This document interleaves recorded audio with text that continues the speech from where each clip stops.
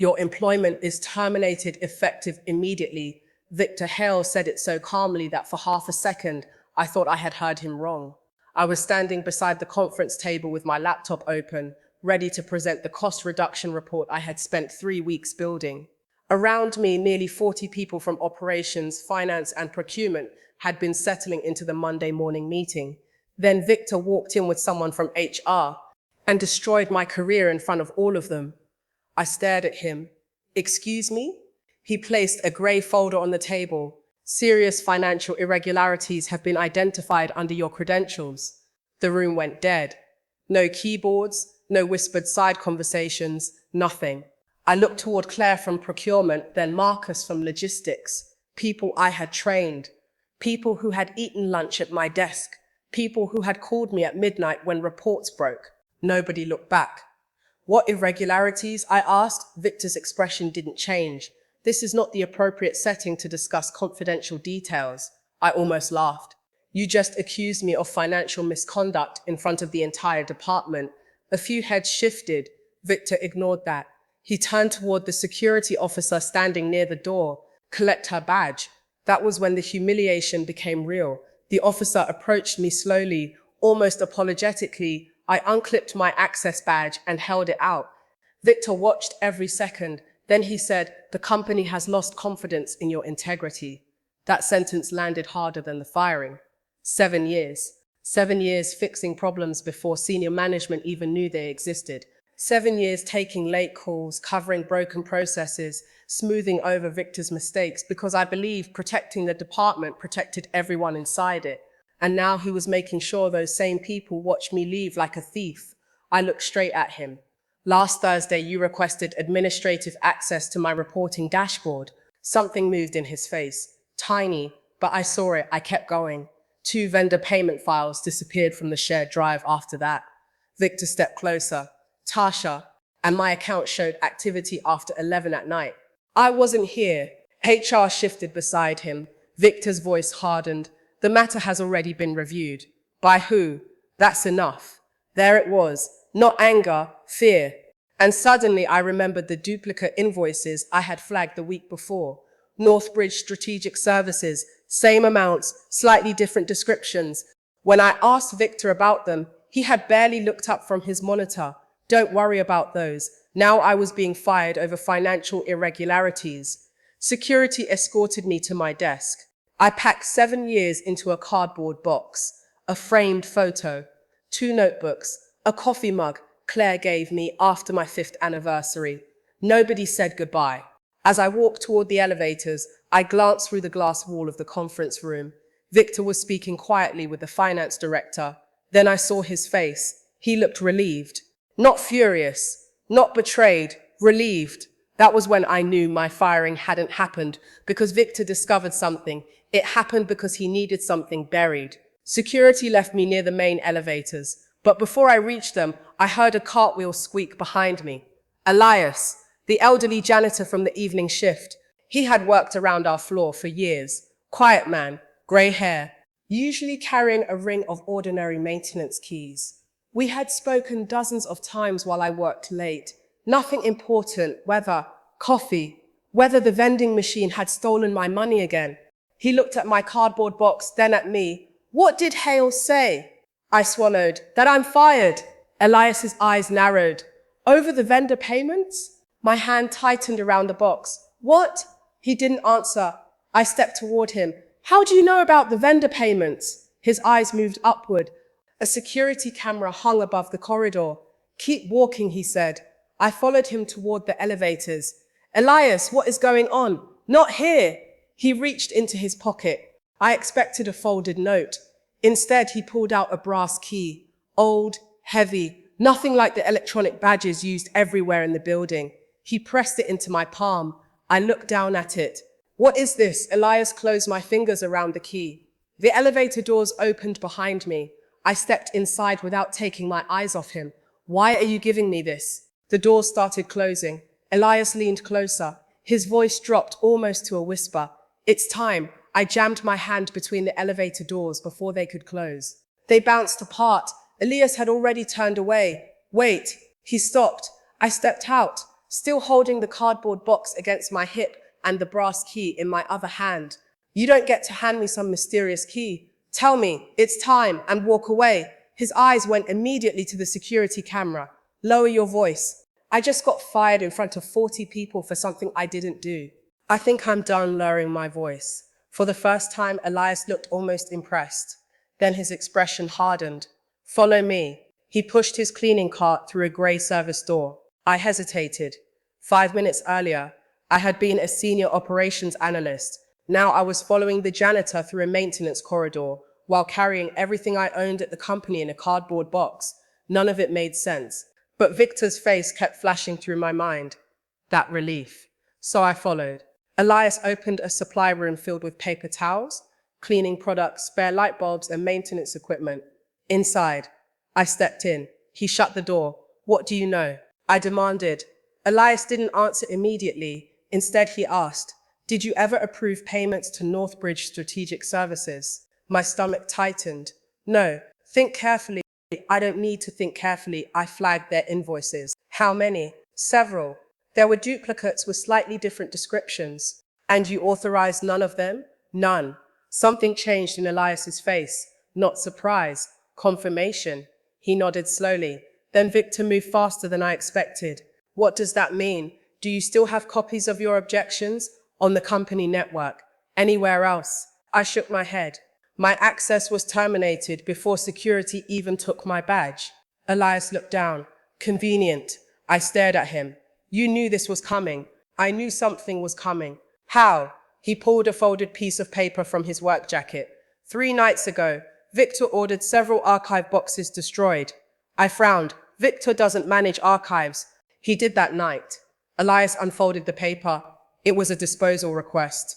Victor Hale's name was printed at the bottom. I was moving the boxes toward shredding when I saw something. What? Your name?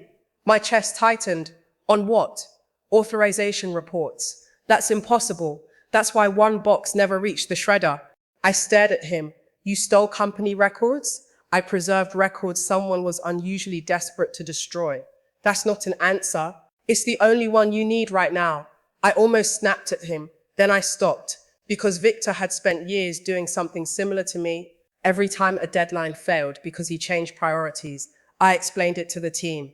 Every time he promised resources and never delivered them, I found a workaround. When a major logistics rollout nearly collapsed 2 years earlier, I worked through an entire weekend repairing his planning mistake. Victor received praise for saving the launch. I received a private thank you and a promise. You'll be director next cycle, Tasha. The promotion never happened. Elias watched me. How many times did he let you take responsibility for something he caused? I opened my mouth. Nothing came out. Too many. Elias pointed toward the key still in my hand. There are records in this building that cannot be changed from Victor's computer. What records? Old ones. Where? A section of the original building that survived the renovation. I looked at the key. So this opens an archive. It opens a door. That's not very reassuring. It shouldn't be. I studied him. Who are you? His expression didn't move. The man telling you that once we open that door, Victor may realize the records he wanted destroyed still exist. That silenced me. I looked at the grey termination folder sticking out of my cardboard box.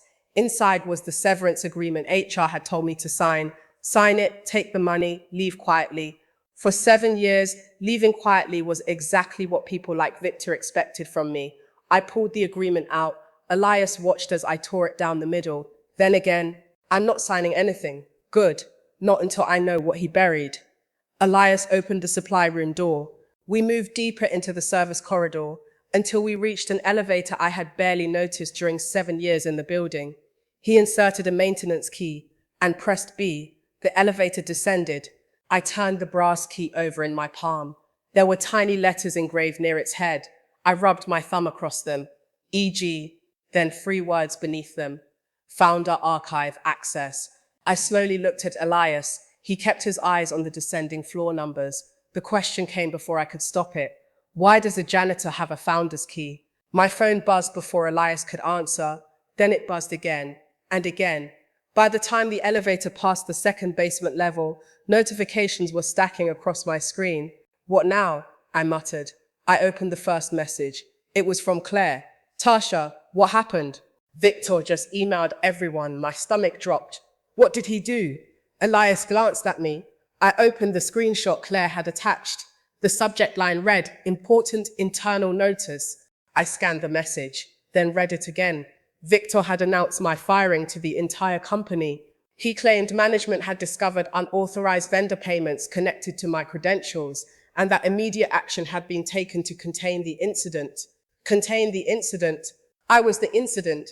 He's telling everyone I stole from the company. Elias's jaw tightened. Another message appeared. Marcus, please tell me this isn't true. Then another. Someone had removed me from an industry operations group I had belonged to for 4 years. I stared at the screen. Victor wasn't waiting for an investigation. He was building the verdict first. He wants everyone to believe it before anyone asks questions. Exactly, Elias said. The elevator stopped.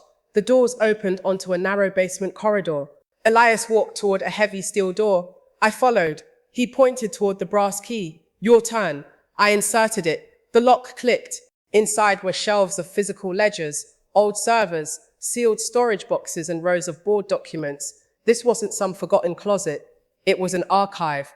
Elias moved directly toward a cabinet. Third drawer. I opened it. Inside were folders organized by vendor. I found one labeled Northbridge Strategic Service. My hands suddenly felt cold.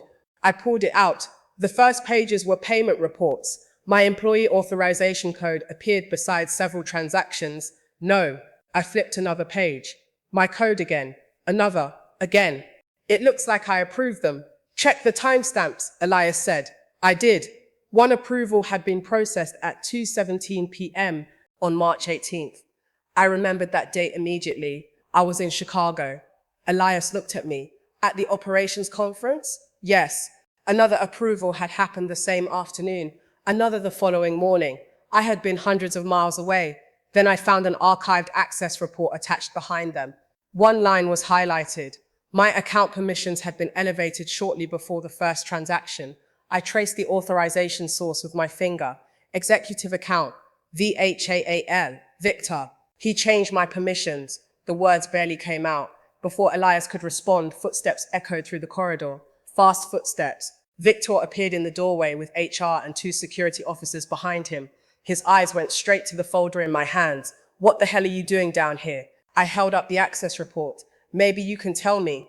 Victor stepped forward. You are no longer an employee. You're trespassing. Why did your executive account elevate my permissions hours before payments appeared under my authorization code? HR looked at Victor. One security officer did too. Victor's face tightened. Give me those documents. No, Tasha, you accused me in front of the whole office. Then you emailed everyone saying I was connected to unauthorized payments. I held the report higher. So explain this. Victor stared at the page. For 1 second, his confidence disappeared. Then it came back harder. Security, remove her and confiscate everything she has. One officer stepped forward. Elias moved between us. Victor looked at him as if he were an inconvenience. Move. Elias stayed still. I said move, no. Victor gave a humorless laugh. You clean this building, Elias. Don't make me terminate you too. Employees were beginning to gather farther down the basement corridor, drawn by the raised voices. Victor noticed them. So did I. His private problem was becoming public.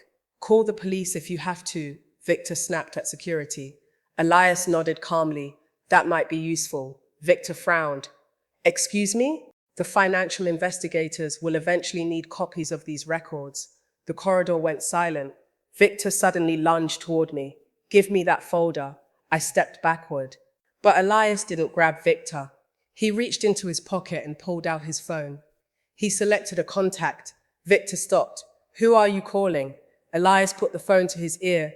Someone answered almost immediately. His next words changed the entire room. Convene the board.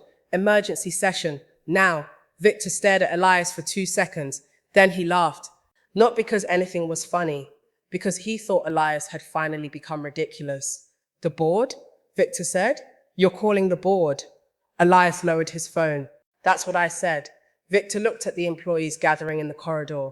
You're a janitor. Elias said nothing. Victor turned towards security. Enough of this. Escort Bennett out. Take the documents. One of the security officers moved toward me. Then Victor's phone rang. He glanced at the screen. His smile disappeared. He answered, "Hail." A pause. "What emergency meeting?" Another pause. Victor slowly looked at Elias. "No, I didn't request it." His jaw tightened. "On whose authority?" Whatever answer came through the phone drained the remaining confidence from his face. "When?" He listened, then ended the call. Nobody spoke. I still had the Northbridge folder pressed against my chest. Victor pointed at Elias. "How did you do that?" Elias ignored him and turned to me. "Keep looking." I opened the folder again. Now that I knew what I was searching for, the pattern became impossible to miss. Victor had requested administrative access to my reporting system. My account permissions had been elevated through his executive credentials. Then Northbridge payments appeared under my authorization identity. 3 separate events, 1 sequence. But there was more. Near the back of the folder, I found an archived exception report. I recognized it immediately. I wrote this. Months earlier, I had flagged Northbridge after finding invoices that appeared to bill twice for similar consulting work. My original comments were still there. Duplicate description. Supporting documentation incomplete. Recommend payment, hold pending verification. I pulled out my phone. Before security took my badge upstairs, I had photographed the version Victor showed me during our meeting the previous week. I opened the photo. The warning section was gone. I placed the phone beside the archived report. He deleted my objections. Victor stepped forward. "That proves nothing." I looked at him. "It proves I flagged Northbridge. It proves you typed some comments and someone removed them from the active system." Victor looked towards security. "Why are we still standing here?" "Because nobody was moving." "Not anymore." I turned another page. There it was again. Northbridge. My warning. Removed from the active record. Preserved here. Suddenly, the reason Victor fired me became painfully clear. If internal auditors had asked me about Northbridge, I would have told them exactly where to look. He didn't just need someone to blame. He needed me gone before anyone could ask me questions. Elias. He was already pulling an old secure scanner away from the wall. "Send everything relevant to General Counsel." Victor's head snapped toward him. "You absolutely will not." I looked at Elias. "Can this still connect?" "It's maintained for archive document transfer." Victor started toward us. One security officer stepped between him and the scanner. "Sir, maybe we should wait for legal." Victor stared at him. "I am the chief operating officer, and legal just called about an emergency board meeting." That stopped him.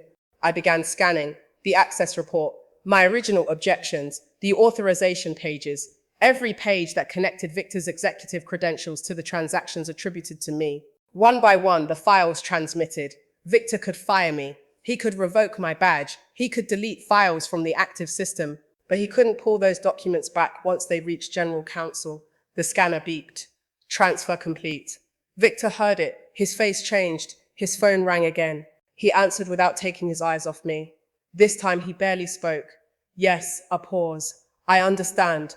Another pause. His hand tightened around the phone. When the call ended, one of the security officers asked, "Sir?"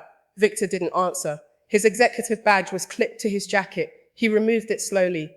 "General Counsel has instructed security to hold my access credentials until the meeting concludes." Nobody reacted, but everyone understood what had just happened. 10 minutes earlier, security had been ordered to remove me. Now Victor was surrendering his own badge. He handed it over, then turned toward Elias. "I want your full name." Elias looked at him.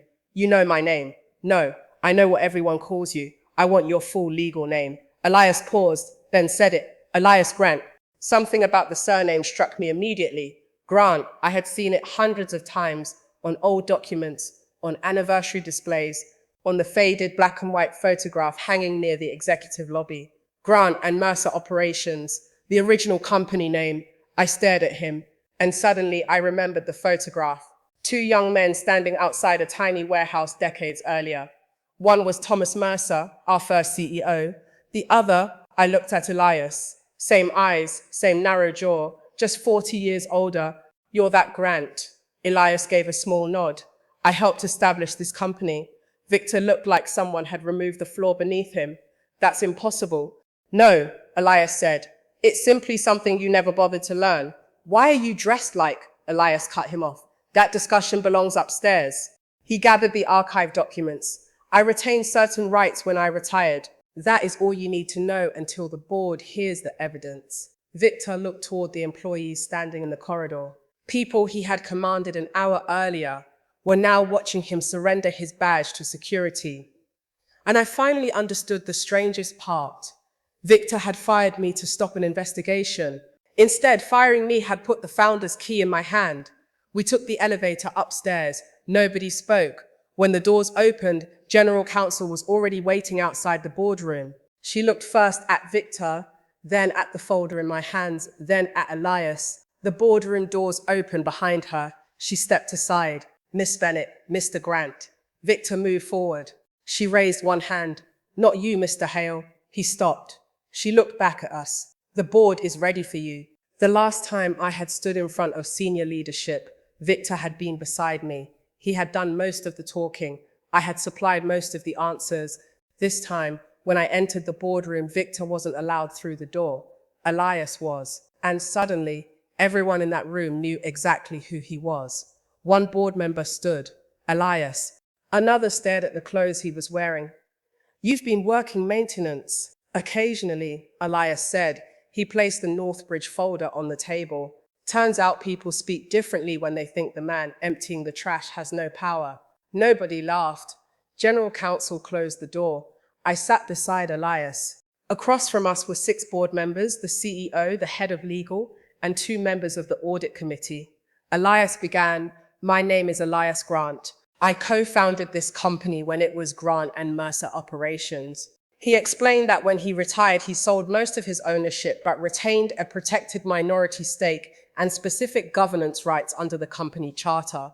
One of those rights allowed him to request an emergency board review if he had credible evidence of fraud threatening the company. That explained the phone call. It also explained the archive. Certain founding records, audit backups, and board materials had been preserved separately from the active digital system. Victor could alter files employees used every day. He could not quietly rewrite everything stored downstairs. Elias had started paying attention after noticing late-night destruction requests from Victor's department. Northbridge appeared repeatedly, Elias said. He pushed several disposal orders across the table. So did Miss Bennett's name. I looked at him. You thought I was involved. At first, I didn't know. That stung. Elias didn't soften it. I had suspicious records. What I didn't have was context. Then Victor fired you publicly this morning. And my reaction convinced you. It convinced me you weren't expecting the accusation. He glanced at the brass key in my hand.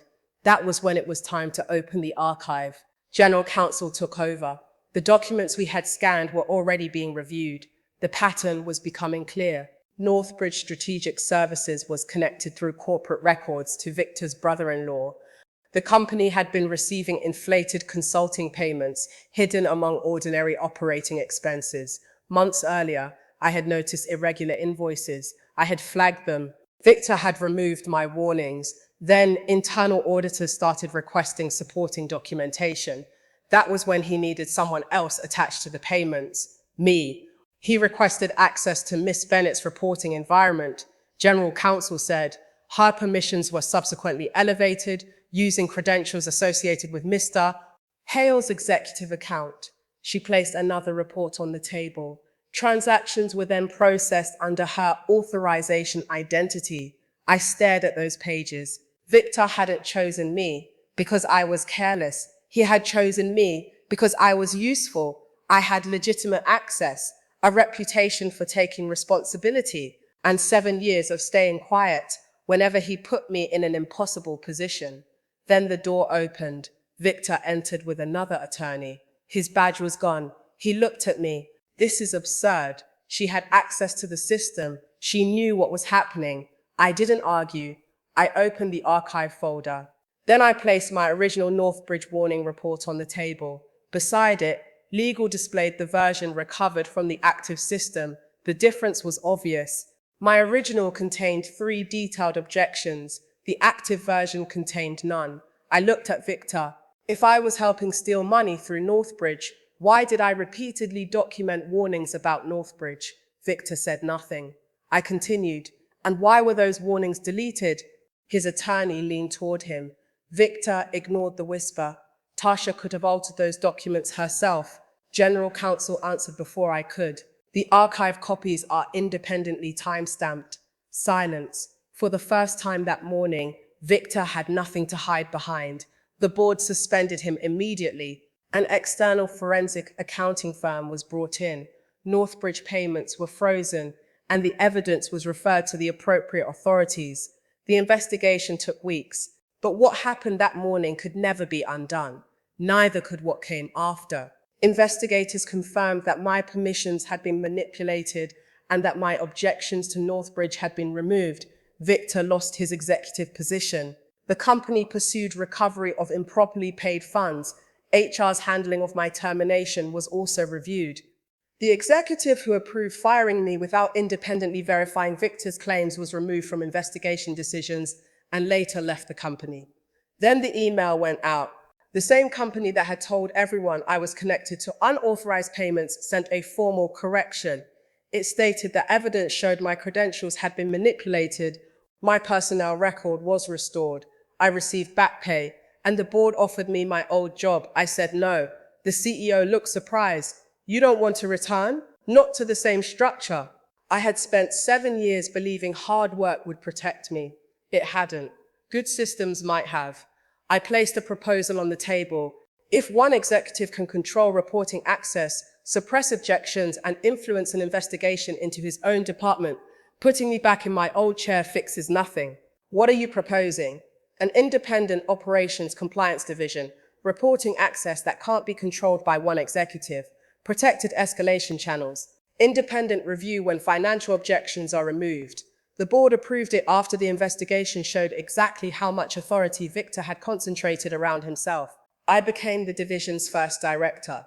The man who once controlled whether I received a promotion no longer worked there. Several weeks later, I went back downstairs. Elias was standing inside the archive. This time, he wasn't pushing a cleaning cart. I held out the brass key. You can have this back. He took it. I hesitated. Why didn't you expose Victor yourself? Because records tell you something happened, he said. They don't always tell you how. He tapped the Northbridge folder. I knew documents were being destroyed. You knew which reports had been changed, which invoices were suspicious, and what Victor told you when you questioned them. So you needed me. We needed each other. I nodded toward the key. And this, Elias looked at it. That key never gave you power, Tasha. It gave you access to the one place Victor couldn't rewrite history.